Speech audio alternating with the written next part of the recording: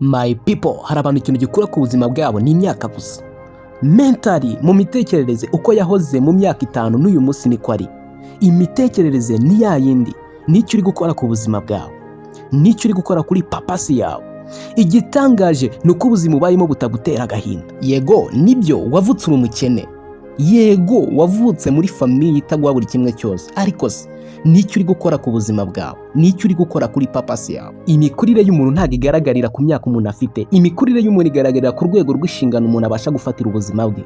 Niba ushaka kubaho ubuzima bw'inzozi zawe, iga gufata inshingano, wige gufata amahitamo, yewe unagira imitekerereze ihwanye n'inshingano z'ubuzima bwawe. Ntabwo ushobora kumenya ingano yo gukomera wifitemo kugeza igihe uzisanga gukomera ariyo mahitamo ya nyuma yonyine usigaranye. Gufatira inshingano ubuzima bwawe biravuna, birababaza, ariko bikazakubeshaho ubuzima bw'inzozi zawe. Ni Mr Claude nk'ibisanzwe nihitiraga. Imana ibampera umugisha.